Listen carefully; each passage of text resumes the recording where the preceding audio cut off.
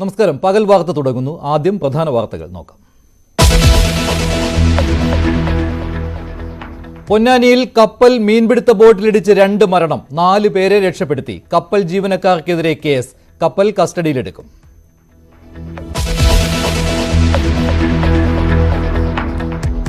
രാജ്യസഭാ seat വിഭജനത്തിൽ ഇടതുമുന്നണിയിൽ തർക്കം. അവകാശവാദം ഉന്നയിച്ച് CPIയും കേരള കോൺഗ്രസ് എമ്മും. പാർട്ടിയുടെ സീറ്റെന്ന് CPI സംസ്ഥാന സെക്രട്ടറി. ജോസ് കെ മാണിയുടേതെന്ന് കേരള കോൺഗ്രസ്.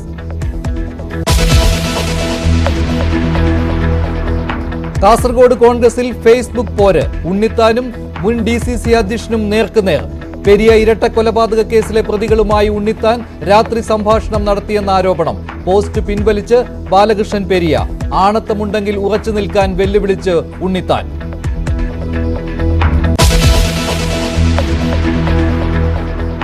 നാലാം ഘട്ട വോട്ടെടുപ്പിൽ ഉച്ചവരെ ഭേദപ്പെട്ട പോളിംഗ്.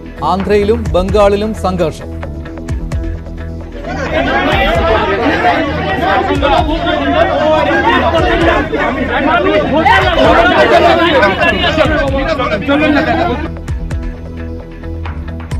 മോദി വാരാണസിയിലേക്ക്.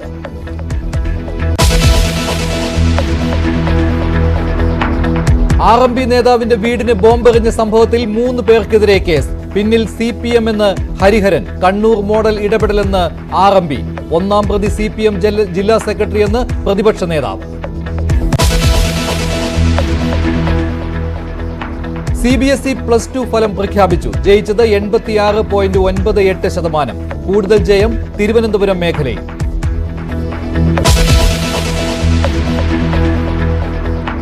വിഷ്ണുപ്രിയ കൊലക്കേസിൽ ശിക്ഷാവിധി അല്പസമയത്തിനകം. പരമാവധി ശിക്ഷ നൽകണമെന്ന് പ്രോസിക്യൂഷൻ. കരമന കൊലപാതക കേസിലെ പ്രതികൾ റിമാൻഡിൽ.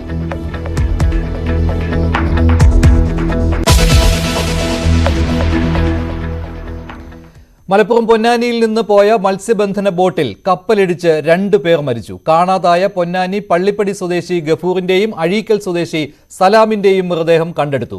അപകട സമയത്ത് 4 പേരെ കപ്പൽ ജീവനക്കാർ തന്നെ രക്ഷപ്പെടുത്തിയിരുന്നു. അപകടത്തിൽ കപ്പൽ ജീവനക്കാർക്കെതിരെ കേസെടുത്തു. അലക്ഷ്യമായി കപ്പൽ ഓടിച്ചതിനും ജീവഹാനി വരുത്തിയതിനുമാണ് കേസെടുത്തിട്ടുള്ളത്. കപ്പൽ കസ്റ്റഡിയിലെടുക്കുമെന്ന് കോസ്റ്റൽ പോലീസ് അറിയിച്ചിട്ടുണ്ട്. കൂടുതൽ വിവരങ്ങൾ നൽകാൻ CV അനുമോദ് ചേരുകയാണ് പൊന്നാനിയിൽ നിന്ന്. അനുമോദ്, ഞെട്ടിക്കുന്ന ഒരു സംഭവമായിരുന്നു ഇത്. എന്താണ് ഇങ്ങനെ ഒരു അപകടം ഉണ്ടാകാൻ കാരണമായി പറയുന്നത്? ഇതിപ്പോൾ ഒരുപാട് അടുത്ത് കപ്പൽ ഓടിച്ചതാണ് എന്നുള്ള രീതിയിലുള്ള വാർത്തകൾ വന്നിരുന്നു. എന്താണ് ശരിക്കും സംഭവിച്ചത്?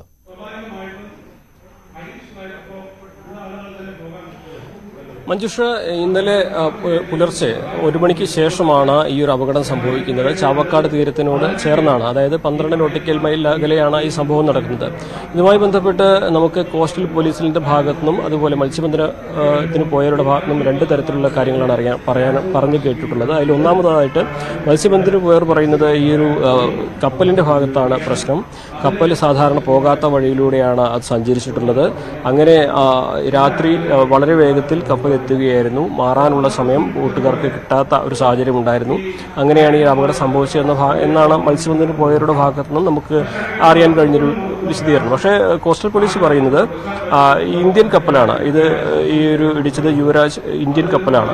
ഇന്ത്യൻ കപ്പലിന് പോകാൻ അനുവാദമുള്ള ദൂരത്തിലൂടെ തന്നെയാണ് ഇത് സഞ്ചരിച്ചിട്ടുള്ളത്. 5 നോട്ടിക്കൽ മൈൽ അകലെ വരെ ഇന്ത്യൻ കപ്പലുകൾക്ക് പോകാൻ അനുവാദമുണ്ട്. അപ്പോൾ അത്തരത്തിലുള്ള ആ ദൂരത്ത് തന്നെയാണ് കപ്പൽ പോയിട്ടുള്ളത്. കപ്പൽ സഞ്ചരിച്ച പാതയ്ക്ക് നിയമവിരുദ്ധമായിട്ട് ഒരു കാര്യം പറയാൻ കഴിയുകയില്ല. രണ്ടാമതായിട്ട് ഈ രാത്രിയാണ് സംഭവം ഉണ്ടായിട്ടുള്ളത്. സാധാരണഗതിയിൽ ഇവിടെ ഈ മേഖലയിലൊക്കെ കപ്പലുകൾ കാണുമ്പോൾ മത്സ്യബന്ധനത്തിന് പോയ ബോട്ടുകളെല്ലാം തന്നെ വഴിമാറി കൊടുക്കുന്ന ഒരു സാഹചര്യമുണ്ട്. ഒരുപക്ഷെ രാത്രി ആയതുകൊണ്ട് തന്നെ കപ്പൽ വന്നത് കണ്ടു കാണില്ല, അല്ലെങ്കിൽ അവർക്ക് മാറാനുള്ള സമയം ലഭിച്ചു കാണില്ല എന്ന തരത്തിലാണ് ആദ്യ വിലയിരുത്തൽ ഉണ്ടായിട്ടുള്ളത്. എന്നാൽ ഈ ഇടിയുടെ ആഘാതത്തിൽ ബോട്ട് 2ആയി പിളരുകയും അപകടത്തിൽപ്പെട്ട ആളുകളെ ഉടൻ തന്നെ കപ്പൽ ജീവനക്കാർ രക്ഷപ്പെടുത്താൻ ശ്രമിക്കുകയും 4 പേരെ രക്ഷപ്പെടുത്തുകയും ചെയ്തു. 2 പേരുടെ മൃതദേഹം ഈ തകർന്ന ബോട്ടിന്റെ അവശിഷ്ടങ്ങൾക്ക് അടിയിലായിരുന്നു ഉണ്ടായിരുന്നത്. അവശിഷ്ടങ്ങൾക്ക് താഴെയാണ് മൃതദേഹം കിട്ടിയിട്ടുള്ളത്. നിലവിലെ സാഹചര്യത്തിൽ ഈ പോസ്റ്റ്മോർട്ടം നടപടികൾ പൊന്നാനിയിൽ പുരോഗമിക്കുന്നുണ്ട്. അതുപോലെ തന്നെ കോസ്റ്റൽ പോലീസ്, ചാവക്കാട് കോസ്റ്റൽ പോലീസിന്റെ പരിധിയിലാണ് ഈ സംഭവം ഉണ്ടായിരുന്നതെന്ന് ചാവക്കാട് കോസ്റ്റൽ പോലീസാണ് കേസ് എടുത്തിരിക്കുന്നതും തുടരന്വേഷണം നടക്കുകയും ചെയ്യുന്നത്. കപ്പൽ ജീവനക്കാർക്കെതിരെ അപകടകരമായ രീതിയിൽ കപ്പൽ ഓടിച്ചതിനും അതുപോലെ തന്നെ ജീവഹാനി വരുത്തിയതിനുള്ള കേസാണ് എടുത്തിട്ടുള്ളത്. പക്ഷേ ഇതിപ്പോൾ ഈ രക്ഷപ്പെടുത്തിയ മത്സ്യത്തൊഴിലാളികൾ ഉണ്ടല്ലോ, അവരെ രക്ഷപ്പെടുത്തിയതും കപ്പൽ ജീവനക്കാർ തന്നെയാണ്. പക്ഷെ തീരത്തോട് ചേർന്നാണ് കപ്പൽ ഓടിച്ചിരുന്നത് എന്നുള്ള കാര്യം, അങ്ങനെ ഒരു പരാതി അവരിൽ നിന്നുണ്ടായിട്ടുണ്ടോ ഈ രക്ഷപ്പെടുത്തിയ മത്സ്യത്തൊഴിലാളികളിൽ നിന്ന്? അവരെന്താണ് പറയുന്നത്? യഥാർത്ഥത്തിൽ എങ്ങനെ അപകടം സംഭവിച്ചു എന്നാണ്? ഈ രക്ഷപ്പെട്ട് എത്തിയവർക്ക് സംസാരിക്കാനാവുന്ന ഒരു സാഹചര്യമല്ല. അവർ ആശുപത്രിയാണുള്ളത്. അവർ ഇതിനെക്കുറിച്ച് പ്രതികരിക്കാവുന്ന ഒരു മാനസികാവസ്ഥയിലായിട്ടില്ല എന്നാണ് നമുക്ക് മനസ്സിലാക്കാൻ കഴിഞ്ഞിട്ടുള്ളത്. പക്ഷേ അവിടെ രക്ഷാപ്രവർത്തനത്തിന് പോയവർ, ഈ പൊന്നാനിയിൽ നിന്ന് പോയവർ പറയുന്നത് കപ്പൽ ഈ അനുവദിച്ച സ്ഥലത്തല്ല, അല്ലെങ്കിൽ ആ ഒരു മേഖലയിലൂടെ അല്ല സഞ്ചരിച്ചിട്ടുള്ളത് എന്നാണ് മത്സ്യബന്ധനത്തിന് പോകാറുള്ള പൊന്നാനിയിലുള്ള ഈ രക്ഷാപ്രവർത്തനം പോയവരൊക്കെ പറയുന്നത്. അവരുടെ ഭാഗത്തുനിന്നും ഈ ഒരു അവസ്ഥയ്ക്ക്, ഈ ഒരു അപകടത്തിന് കാരണം കപ്പൽ മാത്രമാണ് എന്ന തരത്തിൽ തന്നെയാണ് ഈ ഒരു മത്സ്യത്തൊഴിലാളികൾ ഭാഗത്തുനിന്നുള്ള വിശദീകരണം ഉണ്ടായിട്ടുള്ളത്.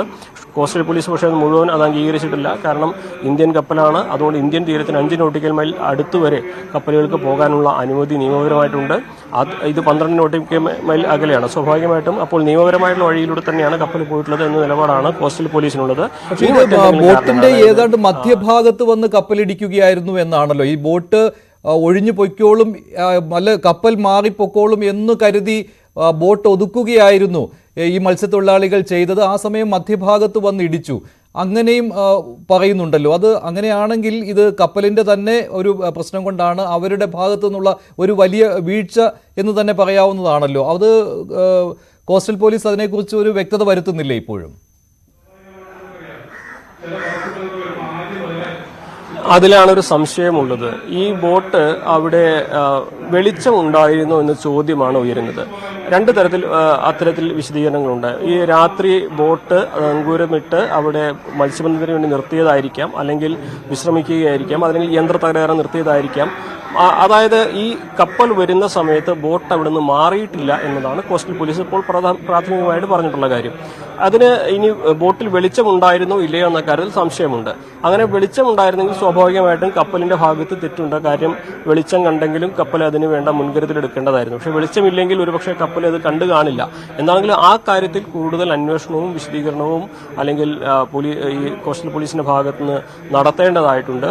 നിലവിലെ സാഹചര്യത്തിൽ ഈ ഒരു അപകടത്തിന് കാരണം കപ്പൽ തന്നെയാണ്. കാരണം സ്വാഭാവികമായിട്ടും ഈ കപ്പലിടിച്ചാണ് 2 പേർ മരിച്ചിരിക്കുന്നത്. കപ്പലിന്റെ ഭാഗത്തു നിന്നും അത് നിയന്ത്രിക്കേണ്ടതായിരുന്നു, അല്ലെങ്കിൽ അതിന് മുൻകരുതൽ എടുക്കേണ്ടതായിരുന്നു.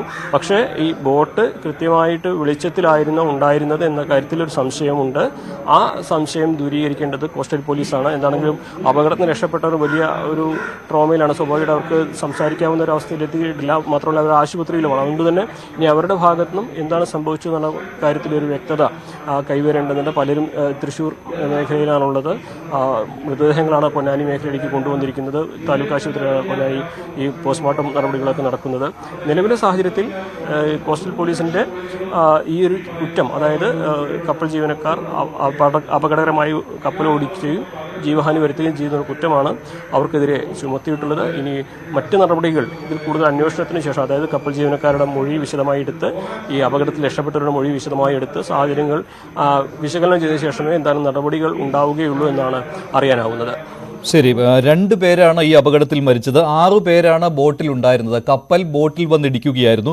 ബോട്ട് മത്സ്യബന്ധനത്തിന് പോയതാണ്. 6 പേരാണ് ആകെ ബോട്ടിൽ ഉണ്ടായിരുന്നത്. അബ്ദുൽ സലാം, ഗഫൂർ. അബ്ദുൽ സലാം അഴീക്കൽ സ്വദേശിയാണ്, പൊന്നാനി സ്വദേശിയാണ് ഗഫൂർ. ഇങ്ങനെ 2 മത്സ്യത്തൊഴിലാളികളാണ് ഈ അപകടത്തിൽ മരിച്ചത്.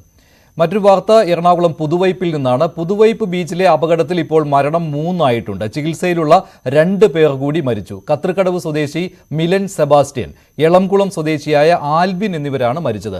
ഇവർക്കൊപ്പം കടലിൽ കുളിക്കാനിറങ്ങിയ അഭിഷേക് ഇന്നലെ മരിച്ചിരുന്നു. ഇന്നലെ രാവിലെ 7 മണിക്കാണ് അഭിഷേകും മിലനും ആൽവിനും അടങ്ങുന്ന 7 സുഹൃത്തുക്കൾ ഈ ബീച്ചിൽ കുളിക്കാനായി എത്തിയത്. ആ സമയത്ത് തന്നെ ഈ രക്ഷാപ്രവർത്തനം നടത്തുന്ന അംഗങ്ങൾ ഇവിടെ ഉണ്ടായിരുന്നു. നീന്തൽ പരിശീലനം നടത്തുന്ന അംഗങ്ങൾ ഇവിടെ ഉണ്ടായിരുന്നു. അവർ കൃത്യമായി തന്നെ ഈ സുഹൃത്തുക്കൾക്ക് മുന്നറിയിപ്പ് നൽകുകയും ചെയ്തു, കടലിലേക്ക് ഇറങ്ങരുത്, ഉയർന്ന തിരമാലകളാണ് വരുന്നതെന്ന്. പക്ഷേ ഇത് വകവയ്ക്കാതെ അവരുടെ കണ്ണ് വെട്ടിച്ചാണ് ഈ സുഹൃത്തുക്കൾ കടലിലേക്ക് ഇറങ്ങിയത്. ഒരാൾ ഒഴികെ ബാക്കി 6 പേരും കടലിലേക്ക് കുളിക്കാനിറങ്ങി. ആ സമയത്താണ് വലിയൊരു തിരമാല വരികയും അഭിഷേകിനെയും ആൽവിനെയും ഉൾപ്പെടെയുള്ള 3 സുഹൃത്തുക്കളെ, ഇവരെ 3 പേരെയും കടൽ എടുത്തുകൊണ്ട് പോവുകയും ചെയ്തത്. ഉടൻ തന്നെ കരയിലുണ്ടായിരുന്ന സുഹൃത്ത് ഈ സമീപത്തുണ്ടായിരുന്ന ഈ നീന്തൽ പരിശീലനം നടത്തുന്ന യുവാക്കളെ വിളിക്കുകയും അവരെത്തിയാണ് ഈ 3 പേരെയും രക്ഷപ്പെടുത്തിയത്. ആദ്യം മിലനെയും ആൽവിനെയുമാണ് കരയ്ക്കെത്തിച്ചത്. അഭിഷേകിന്റെ അഭിഷേക് ഒരുപാട് ഉള്ളിലേക്ക്, കടലിന്റെ ഉള്ളിലേക്ക് പോകുന്ന ഒരു സാഹചര്യം ഉണ്ടായി. ഉടൻ തന്നെ ഇവർ അല്പ ശ്രമകരമായിട്ടുള്ള രക്ഷാപ്രവർത്തനം നടത്തിയാണ് അഭിഷേകിനെയും കരയ്ക്കെത്തിച്ചത്. ഉടൻ തന്നെ എറണാകുളത്തെ മെഡിക്കൽ ട്രസ്റ്റ് ആശുപത്രിയിലേക്ക് ഇവരെ 3 പേരെയും കൊണ്ടുപോയിരുന്നു. അഭിഷേക് ആശുപത്രിയിൽ എത്തുന്നതിന് മുൻപ് തന്നെ മരിക്കുകയും ചെയ്തു. മറ്റ് 2 പേര് മിലനും ആൽവിനും ICUവിൽ ചികിത്സയിലായിരുന്നു. ഇന്ന് രാവിലെയാണ് ഇവരുടെ മരണവും സ്ഥിരീകരിക്കുന്നത്. എന്തായാലും സുഹൃത്തുക്കളടക്കം പറയുന്നുണ്ട് തങ്ങൾ സ്ഥിരമായി കുളിക്കാൻ വരുന്ന ഒരു സ്ഥലം തന്നെയാണ്. പക്ഷേ രക്ഷാപ്രവർത്തനം നടത്തുന്ന, ഈ നീന്തൽ പരിശീലനം നടത്തുന്നവർ തങ്ങൾക്ക് മുന്നറിയിപ്പ് നൽകിയിട്ടുണ്ടായിരുന്നു കടലിലേക്ക് ഇറങ്ങരുതെന്ന്. പക്ഷേ അവർ അറിയാതെയാണ് തങ്ങൾ ഈ കടലിലേക്ക് ഇറങ്ങിയതെന്ന് സുഹൃത്തുക്കളും പറയുന്നുണ്ട്. ദൃക്സാക്ഷിയും ന്യൂസ് 18നോട് വ്യക്തമാക്കുന്നത് ഇത് തന്നെയാണ്. കടൽ ഇന്നലെ വലിയ തിരമാലകളായിരുന്നു രൂപപ്പെട്ടത്. അതുകൊണ്ട് തന്നെ കൃത്യമായി കോസ്റ്റ് ഗാർഡുകളൊന്നും തന്നെ ഇവിടെ ഉണ്ടായിരുന്നില്ല. രക്ഷാപ്രവർത്തകർക്ക് എത്താൻ വേണ്ടിയിട്ട് അല്പസമയം എടുക്കുകയും ചെയ്തു. കാരണം ഈ സുഹൃത്തുക്കൾ കുളിക്കുന്നതിൽ നിന്നും ഒരു 1/2 കിലോമീറ്റർ മാറിയായിരുന്നു ഈ നീന്തൽ പരിശീലനത്തിന്റെ അംഗങ്ങൾ ഉണ്ടായിരുന്നത്. അതുകൊണ്ട് തന്നെയാണ് അവർക്ക് ഓടിയെത്തുന്ന സമയമാണ്. ആ സമയത്ത് തന്നെ ഈ 3 സുഹൃത്തുക്കളും കടലിന്റെ ഉള്ളിലേക്ക് പോവുകയും ചെയ്തിരുന്നു. അവർ രക്ഷപ്പെടുത്താനും കുറച്ചു വൈകിയെന്ന് ഈ ദൃക്സാക്ഷിയും ന്യൂസ് 18നോട് പറഞ്ഞു. കുട്ടികൾ പോണേ മുമ്പ് ഇത്തിരി റഫ് കൂടുതലായിരുന്നു. അവരെ കൊണ്ടായ രീതി ചെയ്തിട്ടും രക്ഷപ്പെട്ടില്ല. പിന്നെ അവർ നിർണ്ണയിച്ചത് ഒരു 1/2 കിലോമീറ്റർ അപ്പുറമാണ്. ആര് നീന്തേണ്ട മാസ്റ്റർമാരെന്ന് വെച്ചാൽ അപ്പുറമാണ്. പിള്ളേർ കുളിച്ചത് 1/2 കിലോമീറ്റർ ഇപ്പുറമാണ്. അവിടെ ആരും ഉണ്ടായിരുന്നില്ല അന്നേരം. അപ്പോൾ അങ്ങനെ വന്നപ്പോൾ അവർ ഒരു കുട്ടി ബഹളം വെച്ച് അങ്ങനെ അറിഞ്ഞു വന്നപ്പോഴേക്കും ഇത്തിരി വഴുകി. ഇത് വഴുകിയാൽ പോയല്ലോ, ബ്രീത്തിങ് പോയല്ലോ. അപ്പോൾ ആ ഒരു പ്രോബ്ലം ഉണ്ടായിട്ടുണ്ട്. അതായിരിക്കണം സംഭവിച്ചത്. അവരെ കൊണ്ടായത് ചെയ്തിട്ടുണ്ട്. ഇനി ഇല്ലാണ്ടിരിക്കാൻ ശ്രമിക്കുമെന്ന് വിശ്വസിക്കുക. അത്രയും നമുക്ക് പറയാൻ പറ്റുള്ളൂ. എന്തായാലും വളരെ ദാരുണമായ സംഭവമാണ് പുതുവൈപ്പിൻ ബീച്ചിൽ നടന്നത്. കൃത്യമായിട്ടുള്ള നിർദ്ദേശം നൽകിയിട്ടും യുവാക്കൾ അത് ശ്രദ്ധിക്കാതെ പോയതാണ് ഇത്രയും വലിയ ഒരു അപകടത്തിന് ഇടയാക്കിയത്. നാട്ടുകാരടക്കം പറയുന്നത് കൃത്യമായിട്ടുള്ള ഒരു നിരീക്ഷണം ഇവിടെ ശക്തമാക്കണം, കൂടുതൽ കോസ്റ്റ് ഗാർഡുകളെ ഇവിടേക്ക് നിയോഗിക്കണം എന്നുള്ള ഒരു കാര്യം, അതോടൊപ്പം തന്നെ കൃത്യമായിട്ടുള്ള മുന്നറിയിപ്പുകളും വേണം. ഇതിനു മുൻപ് ഈ കള്ളക്കടൽ പ്രതിഭാസവുമായി ബന്ധപ്പെട്ട് കടലിൽ ഇറങ്ങുന്നതിനൊക്കെ വലിയ രീതിയിലുള്ളൊരു മുന്നറിയിപ്പ് നൽകിയിട്ടുണ്ടായിരുന്നു, അല്ലെങ്കിൽ ഒരു ജാഗ്രതാ നിർദ്ദേശം നൽകിയിട്ടുണ്ടായിരുന്നു. പലപ്പോഴും ഇതൊക്കെ ലംഘിച്ചുകൊണ്ടാണ് യുവാക്കളായിക്കോട്ടെ ബാക്കി ഈ വിനോദസഞ്ചാരികളായിക്കോട്ടെ ഈ കടൽ തീരങ്ങളിൽ എത്തുന്നത്. ഇതിന് കൃത്യമായിട്ടുള്ള ഒരു മുന്നറിയിപ്പും ഇവർക്ക് വേണ്ട ജാഗ്രതാ നിർദ്ദേശവും കൂടുതൽ നൽകണമെന്ന് നാട്ടുകാരും വ്യക്തമാക്കി. ഒഴിവുവരുന്ന രാജ്യസഭാ സീറ്റുകളെ ചൊല്ലി ഇടതുമുന്നണിയിൽ തർക്കം തുടങ്ങി. 3 സീറ്റുകളാണ് ജൂലൈ 1-ന് ഒഴിവ് വരുന്നത്. അതിലൊന്ന് CPM-ന്റേതാണ്, എളമരം കരീമിന്റെ ഒഴിവിലേക്ക് വരുന്നത്.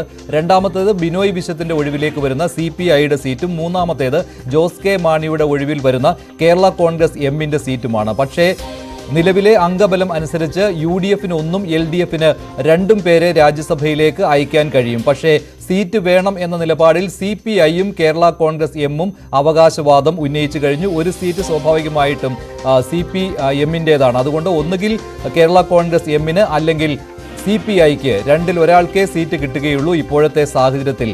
പക്ഷേ 2 പേരും അവകാശവാദം ഉന്നയിച്ചിരിക്കുകയാണ്. ഈ സീറ്റ് CPI-ക്ക് അവകാശപ്പെട്ടതാണെന്നും പാർട്ടിയുടെ സീറ്റ് വിട്ടുകൊടുക്കില്ലെന്നും CPI സംസ്ഥാന സെക്രട്ടറി ബിനോയ് വിശ്വം ന്യൂസ് 18നോട് പറഞ്ഞു. ബിനോയ് വിശ്വത്തിന്റെ വാക്കുകളിലേക്ക്. ഒരു പ്രശ്നവുമില്ല. LDF ചർച്ച ആരംഭിക്കുമ്പോൾ CPI-യുടെ സീറ്റ് ആ സീറ്റ് CPI-ക്ക് കിട്ടും. അതിനെപ്പറ്റി ചർച്ച ചെയ്യുന്ന വാദം ഉണ്ടാക്കാൻ CPI ഇല്ല. ഒരു പ്രതിസന്ധി ഉണ്ടാവില്ല. LDF-ന്റെ രാഷ്ട്രീയ അടിത്തറയാണ് പ്രധാനം. ഞങ്ങളൊന്നും ഇതിന്റെ പേരിലൊരു മൽപ്പിടുത്തം ശീലിച്ചവരല്ല. ഞങ്ങൾക്ക് രാഷ്ട്രീയമുണ്ട്. CPI-യുടെ സീറ്റ് CPI-ക്കായിരിക്കും. ഇതൊരു വിവാദം ഉണ്ടാക്കാൻ വേണ്ടി മാധ്യമങ്ങൾ ആരും ഒരു കെണിയൊരുക്കി ആ കെണിയിൽ കേരള കോൺഗ്രസ് പെട്ടുപോകുന്ന എനിക്ക് ഭയമുണ്ട്. അവരൊന്നും അത്ര അപക്വമായിട്ട് ചിന്തിക്കുന്നവരല്ല. അവരൊക്കെ ഒരുപാട് രാഷ്ട്രീയ വിവേകമുള്ളവരാണ്. ജോസ് കെ മാണി ആയാലും സ്റ്റീഫൻ ജോർജ് ആയാലും ഒക്കെ വളരെ രാഷ്ട്രീയമായിട്ടുള്ള പക്വത വന്നവരാണ്. അപ്പൊ മാധ്യമങ്ങളുടെ ഒരു കെണിയിൽ തലവെച്ച് കൊടുത്ത് അവരിങ്ങനെ ഒരു വിവാദമുണ്ടാക്കാൻ ആവേശം കാണിക്കുന്നത് എന്താണെന്ന് എനിക്കറിയില്ല. അവർ ചെയ്യുന്നവരെല്ലാം അങ്ങനെയൊന്നും പൊതുവെ. CPIക്ക് സംശയത്തിന്റെ കാര്യം എന്ത്? CPIക്ക് ആണ് ആ സീറ്റ്. അതിന് സംശയത്തിന്റെ കാര്യം എന്തിനാണ്? കേരള കോൺഗ്രസ് എം മറ്റൊരു നിലപാട് സ്വീകരിക്കില്ല എന്ന് CPI സംസ്ഥാന സെക്രട്ടറി പറയുമ്പോഴും സീറ്റ് തങ്ങൾക്ക് വേണം എന്ന നിലപാടിൽ കേരള കോൺഗ്രസ് എമ്മും ഉറച്ചു നിൽക്കുകയാണ്. വിട്ടുവീഴ്ചയ്ക്ക് ഇതുവരെ കേരള കോൺഗ്രസ് എം തയ്യാറായിട്ടുമില്ല. മറ്റൊരു കാരണം കൂടിയുണ്ട്. ജോസ് കെ മാണിയുടെ ഒഴിവിലേക്കാണ് ഇങ്ങനെ വരുന്നത്. ജോസ് കെ മാണിക്ക് അപ്പോൾ മറ്റൊരു പദവി ഇല്ലാതെ വരികയും ചെയ്യും. കൂടുതൽ വിവരങ്ങൾ നൽകാൻ ശ്രീജിത്ത് ചേരുകയാണ് കോട്ടയത്ത് നിന്ന്. ഒപ്പം VV അരുൺ തിരുവനന്തപുരത്ത് നിന്ന് ചേരുകയാണ്. ശ്രീജിത്ത്, റോഷി അഗസ്റ്റിൻ നിലവിൽ മന്ത്രിയാണ്. പക്ഷേ ഇപ്പോൾ ജൂലൈ 1 മുതൽ ജോസ് കെ മാണി MP അല്ലാതായി മാറും. ഒരു കാരണവശാലും സീറ്റ് വിട്ടുകൊടുക്കുന്നത് ആലോചിക്കാൻ പോലും കഴിയില്ലല്ലോ ഇപ്പോൾ കേരള കോൺഗ്രസ് എമ്മിന്. തീർച്ചയായും മഞ്ജുഷ, അങ്ങനെ തന്നെ വേണം മനസ്സിലാക്കാൻ. കാരണം കഴിഞ്ഞ നിയമസഭാ തെരഞ്ഞെടുപ്പിന് മുന്നോടിയായി ജോസ് കെ മാണി ഇതേ രാജ്യസഭാ സീറ്റ് രാജിവെച്ചുകൊണ്ടാണ് നിയമസഭയിലേക്ക് മത്സരിച്ചത്. അതിൽ പരാജയപ്പെട്ടപ്പോൾ വീണ്ടും ആ സീറ്റ് അദ്ദേഹം തന്നെ ഏറ്റെടുത്ത് വീണ്ടും അങ്ങനെ തുടരുകയാണ് ചെയ്തത്. അതായത് ഒരു സാധാരണ നേതാവായി മാത്രം നിൽക്കാൻ, പാർട്ടി ചെയർമാനായി മാത്രം നിൽക്കാൻ അന്ന് ജോസ് കെ മാണി തയ്യാറായില്ല എന്നുള്ളത് ഇവിടെ ശ്രദ്ധിക്കേണ്ടതാണ്. എന്തായാലും ഈ സീറ്റ് തങ്ങൾക്ക് എന്ന നിലപാട് CPI വളരെ കൃത്യമായി പറയുമ്പോൾ അതേ നിലപാടിലേക്ക് തന്നെ കേരള കോൺഗ്രസ് എമ്മും എത്തുന്നു എന്നുള്ളതാണ്. എന്തായാലും ജൂലൈയിലാണ് ഇതിന്റെ കാലാവധി പൂർത്തിയാകുന്നത്. പക്ഷേ ഇപ്പൊ തന്നെ ആവശ്യം മുന്നോട്ട് വെക്കാൻ ഇന്ന് അല്പസമയം കൂടി കഴിഞ്ഞ് ചേരുന്ന സംസ്ഥാന സ്റ്റിയറിംഗ് കമ്മിറ്റി യോഗം തീരുമാനിക്കും. ചർച്ചകളൊക്കെ പിന്നീട് മാത്രമായിരിക്കും ഇക്കാര്യത്തിൽ ഉണ്ടാകുക. പക്ഷേ CPM-നെ സംബന്ധിച്ച് CPI ആണോ അതോ കേരള കോൺഗ്രസ് എമ്മിനെയാണോ പിണക്കാതിരിക്കേണ്ടത് എന്നുള്ളതായിരിക്കും ഇക്കാര്യത്തിൽ നിർണായകമാകുക. കേരള കോൺഗ്രസ് എമ്മിന് വേണ്ടി CPI വഴങ്ങിയതാണല്ലോ, കാഞ്ഞിരപ്പള്ളി സീറ്റ് വിട്ടുകൊടുക്കുകയും ചെയ്തു. അപ്പോൾ നിലവിലിപ്പോൾ ബിനോയ് വിശ്വത്തിന്റെ വാക്കുകൾ ശ്രദ്ധിച്ചാൽ മനസ്സിലാകുന്നത് മാധ്യമങ്ങളുടെ കെണിയിൽ ജോസ് കെ മാണി വീടില്ല എന്നാണ്. പക്ഷേ അങ്ങനെയല്ലല്ലോ കാര്യങ്ങളുടെ കിടപ്പ്. കേരള കോൺഗ്രസ് എമ്മിലെ അണികളെ പിടിച്ചു നിർത്താൻ ജോസ് കെ മാണിക്ക് ഒരു പാർലമെന്ററി പദവി ആവശ്യവുമാണല്ലോ ഇപ്പോൾ. അതുകൊണ്ട് വിട്ടുവീഴ്ച കേരള കോൺഗ്രസ് എമ്മിന് അത് ആലോചിക്കാൻ പോലും പറ്റാത്തതാണല്ലോ. തീർച്ചയായും അങ്ങനെ തന്നെ മഞ്ജുഷ. അതിന്റെ ഭാഗമായി കൂടിയാണ് കഴിഞ്ഞ ലോക്സഭാ തെരഞ്ഞെടുപ്പിൽ ഏതാണ്ട് 3 സീറ്റോളം അവർ ചോദിച്ചത്. പത്തനംതിട്ടയും ഇടുക്കിയും ഒക്കെ നൽകണം. അവർ 2 സീറ്റെങ്കിലും പ്രതീക്ഷിച്ചിരുന്നതാണ്. പക്ഷെ അന്ന് അവർക്ക് കിട്ടിയില്ല. ഇക്കാര്യത്തിൽ കൂടി തഴയപ്പെടുകയാണെങ്കിൽ അത് കേരള കോൺഗ്രസ് എമ്മിന്റെ അണികളെ അത് ചെറുതായിട്ടൊന്നും ആയിരിക്കില്ല അത് ബുദ്ധിമുട്ടിലാക്കുക. പാർട്ടി നേതൃത്വവും കൂടുതൽ വിശദീകരിക്കേണ്ടി വരും. എന്തായാലും CPI പറയുന്ന സ്ട്രാറ്റജി അനുസരിച്ച് CPIയുടെ സീറ്റ് CPIക്കെങ്കിൽ കേരള കോൺഗ്രസ് എമ്മിന്റെ സീറ്റ് കേരള കോൺഗ്രസ് എമ്മിന് എന്ന് അവരും പറയുന്ന നിലയിലേക്ക് കാര്യങ്ങൾ എത്തും. അതൊരു തർക്കത്തിലേക്കായിരിക്കും കാര്യങ്ങൾ പോകുക എന്ന് വേണം ഈ ഘട്ടത്തിൽ മനസ്സിലാക്കാൻ. പക്ഷേ ജൂലൈ വരെ സമയമുണ്ട്. അതിനുള്ളിൽ ലോക്സഭാ തെരഞ്ഞെടുപ്പ് ഫലം വരുന്നതും വളരെ പ്രധാനപ്പെട്ടതാണ്. ഇതുകൂടിയെല്ലാം പരിഗണിച്ചുകൊണ്ടായിരിക്കും ഇക്കാര്യത്തിലൊരു അന്തിമമായ തീരുമാനം വരിക എന്ന് വേണം പ്രതീക്ഷിക്കാൻ. ശരി ശരി ശ്രീജിത്ത്, ഇപ്പോൾ VV അരുൺ ചേരുകയാണ്. അരുൺ, LDF-ലെ ഇപ്പോൾ ചർച്ചകൾ തുടങ്ങിയിട്ടില്ലല്ലോ. എന്ത് തരത്തിലുള്ള ആലോചനകൾ നടക്കുന്നുണ്ട് ഇപ്പോൾ? CPM-ന് ആ സീറ്റ് വേണ്ടെന്ന് വെക്കാൻ കഴിയില്ലല്ലോ. CPI പറ്റില്ല എന്ന് പറയുന്നു. കേരള കോൺഗ്രസ് എമ്മിനും അത് തന്നെ.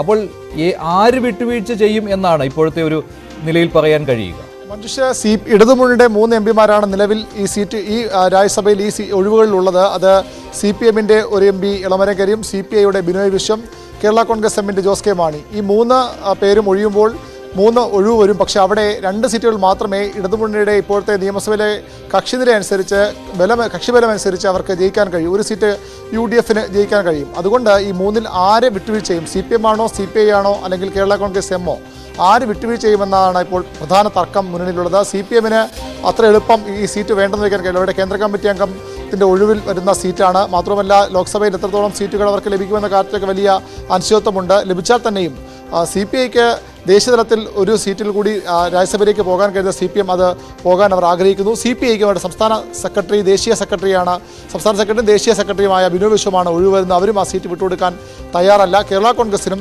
സംസ്ഥാനത്ത് ഒരു സീറ്റിൽ മാത്രമാണ് അവർ മത്സരിക്കുന്നത്. കോട്ടയത്ത് വിജയിച്ചില്ലെങ്കിൽ അവർക്ക് ലോക്സഭയിൽ പ്രാതിനിധ്യമില്ലാത്ത, പാർലമെന്റിൽ പ്രാതിനിധ്യമില്ലാത്ത അവസ്ഥയുണ്ടാകും. അങ്ങനെ വരുമ്പോൾ രാജ്യസഭയിൽ ഒരു സീറ്റ് എന്നതിൽ നിന്ന് അവർക്ക് വിട്ടുവീഴ്ച ചെയ്യാൻ കഴിയാത്ത സാഹചര്യമുണ്ട്. മാത്രമല്ല ജോസ് കെ മാണിക്ക് മറ്റൊരു പ്രധാനപ്പെട്ട പദവിയും ഇല്ലാതായി തീരുകയും ചെയ്യും പാർട്ടി പദവിക്ക് അപ്പുറത്തേക്ക്. അതുകൊണ്ട് 3 പേർക്കും വിട്ടുവീഴ്ച ചെയ്യാൻ കഴിയാത്ത സാഹചര്യമാണ് ഉള്ളത്. എങ്ങനെ പ്രശ്നം പരിഹരിക്കുമെന്നാണ് ഇടതുമുന്നണിക്ക് മുന്നിൽ വരുന്ന ഏറ്റവും പ്രധാനപ്പെട്ട ഒരു വെല്ലുവിളി. ഇടതുമുന്നണി നേതൃത്വം അത് വലിയ പ്രശ്നമില്ലാതെ പരിഹരിക്കുമെന്ന് പറയുമ്പോഴും ആരെങ്കിലും ഒരാൾ വിട്ടുവീഴ്ച ചെയ്തേ മതിയാകൂ. അല്ലെങ്കിൽ ആരെങ്കിലും ഒരാൾ പിണങ്ങേണ്ടി വരും.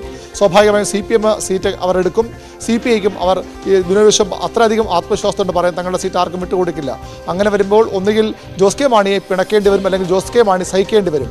ഇപ്പോഴത്തെ സാഹചര്യത്തിൽ ജോസ് കെ മാണിയെ സഹിക്കാൻ തയ്യാറാകുമെന്ന കാര്യമാണ് അറിയേണ്ടത്. ജോസ് കെ മാണിയെ പിടയ്ക്കേണ്ടി വന്നാൽ അത് ദൂരവ്യാപകമായ പ്രത്യാഘാതങ്ങൾ മുന്നണി ബന്ധത്തിൽ ഉണ്ടാക്കുകയും ചെയ്യുമെന്ന് ഉറപ്പാണ്. ഇപ്പോൾ തന്നെ കേരള കോൺഗ്രസ് എം ഇടതുമുന്നണി വിട്ടേക്കും അതിവിദൂരമല്ലാത്ത ഭാവിയിൽ മുന്നണി മാറ്റം ഉണ്ടാകുന്ന തരത്തിലുള്ള ചർച്ചകളൊക്കെ സജീവമായ നേതൃത്വം അത് ആ രീതിയിൽ ഓൺ ചെയ്തില്ലെങ്കിൽ പോലും അത്തരം ചർച്ചകൾ സജീവമാണ്. അത് പരമാവധി UDF ഉപയോഗപ്പെടുത്തുകയും ചെയ്യും.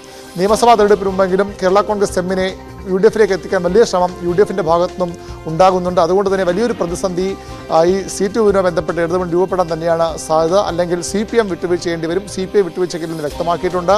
CPM നേരത്തെയൊക്കെ കേരള കോൺഗ്രസ് എമ്മിന് വലിയ പ്രാമുഖ്യം കൊടുക്കുന്ന പാർട്ടിയാണ്. കേരള കോൺഗ്രസ് എം വരുമ്പോൾ അവർക്ക് സീറ്റുകൾ നൽകുന്ന കാര്യത്തിലായാലും അവർക്ക് പദവികൾ നൽകുന്ന കാര്യത്തിലും വലിയ താല്പര്യം കാണിച്ചിട്ടുണ്ട് മുഖ്യമന്ത്രിയും CPI നേതൃത്വവും. അങ്ങനെ ഒരിക്കൽ കൂടി അവർ വിട്ടുവീഴ്ച തയ്യാറാകുമോ എന്നാണ് അറിയേണ്ടത്. അല്ലെങ്കിൽ ഇടതുമുന്നണി ഉണ്ടാകാൻ പോകുന്ന വലിയ പ്രതിസന്ധിയും.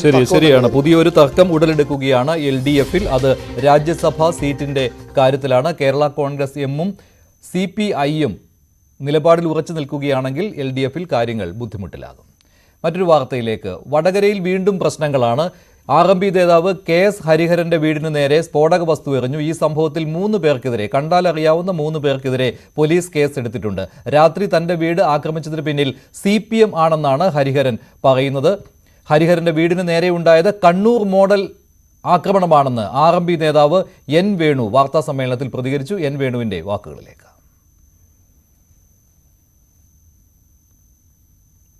തീർച്ചയായും CPM നേതൃത്വത്തിന്റെ അറിവോടെയല്ലാതെ ഇത് നടക്കില്ല. എത്ര ഉന്നതനായ നേതാവിന്റെ വായിൽ നിന്ന് വീണാലും അത് തിരുത്തുക എന്ന് പറയുന്നത് ഒരു രാഷ്ട്രീയ മൂല്യം, ധാർമ്മികത ഉയർത്തിപ്പിടിച്ചതിന് ശേഷം ഒരു പത്രസമ്മേളനം നടത്തി ഇതിൽ തീരില്ല എന്ന് പറഞ്ഞാൽ അതിന്റെ അർത്ഥം എന്താ? അതല്ലേ ഇവിടെ കണ്ടത്. അപ്പോൾ ഇതിന് ആരൊക്കെയാണ് ഇതിന് ഉത്തരവാദികളെന്ന് അന്വേഷിച്ച് കണ്ടെത്തണം. ആളെ പേരൊന്നും ഞങ്ങൾ പറയുന്നില്ല. അവർക്കെതിരെ രാഷ്ട്രീയമായി ശബ്ദിക്കുന്ന ആളുകൾ നിശബ്ദരാക്കാൻ കഴിയുന്ന രൂപത്തിൽ അവരെ ഭയപ്പെടുത്താൻ വേണ്ടിയുള്ള ഏർപ്പാടുകൾ ചെയ്തുകൊണ്ടിരിക്കുന്നത്. ഇത് എവിടെയൊക്കെ വിന്യസിച്ചിട്ടുണ്ട്, അതാണ് പ്രശ്നം. ഇനി എവിടെയൊക്കെ ഇത് പ്രയോഗിക്കും, ഇതിനെ സംബന്ധിച്ച് അന്വേഷിക്കണം പോലീസ്. അതാണ് ഞങ്ങൾ ആവശ്യപ്പെടുന്നത്. തുടർച്ചയാണ് ഇതൊക്കെ അക്രമണമായ ഒരു സംവിധാനത്തിലേക്ക് CPM പോവുകയാണ്. കണ്ണൂർ മോഡൽ ആക്രമണമാണ് KS ഹരിഹരന്റെ വീടിന് നേരെ നടന്നതെന്നാണ് RMP ഇപ്പോൾ ആരോപിക്കുന്നത്. ഇതേ കാര്യം തന്നെയാണ് പ്രതിപക്ഷ നേതാവ് VD സതീശനും ഇന്ന് പറയുന്നത്. KS ഹരിഹരനെ അപായപ്പെടുത്തുവാനുള്ള ശ്രമമാണ് നടന്നതെന്നാണ് പ്രതിപക്ഷ നേതാവ് പറയുന്നത്. MS അനീഷ് കുമാർ ചേരുകയാണ് കൂടുതൽ വിവരങ്ങളുമായി വടകരയിൽ നിന്ന്. അനീഷ്, ഇപ്പോൾ ഈ വേണു പറയുന്നതും പ്രതിപക്ഷ നേതാവ് പറയുന്നതും ഒരേ കാര്യം തന്നെയാണ്.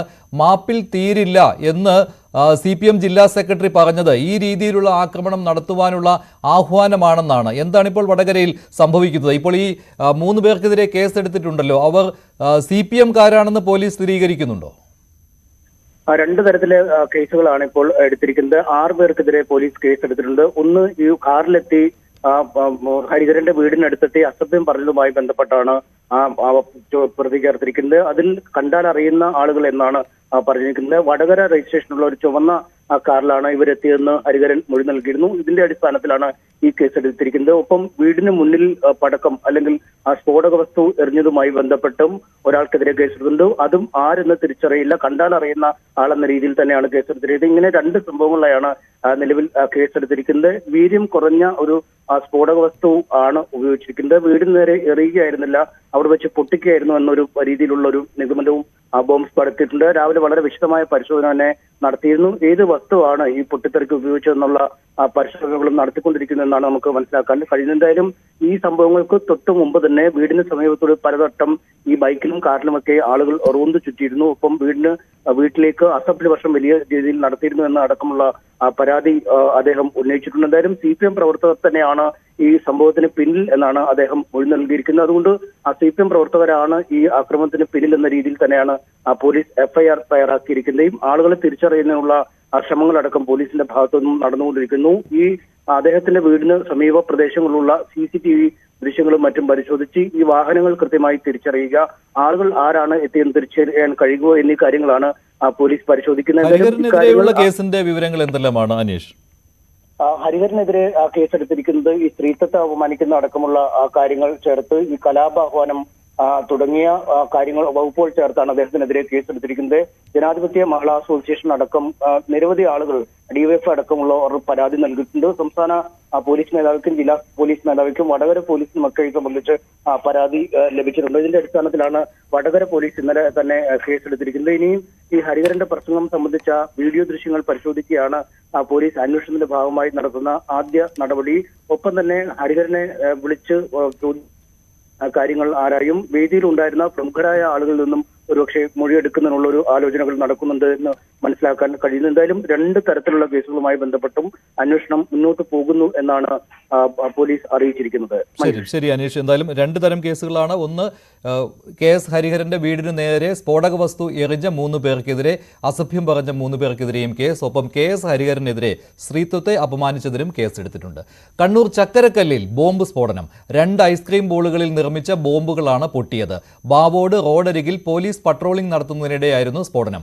CPM BJP സംഘർഷം നിലനിൽക്കുന്ന മേഖലയാണിത്. ബാവോട് ക്ഷേത്രോത്സവത്തിന് തോരണം കെട്ടുന്നതിൽ തർക്കമുണ്ടായിരുന്നു.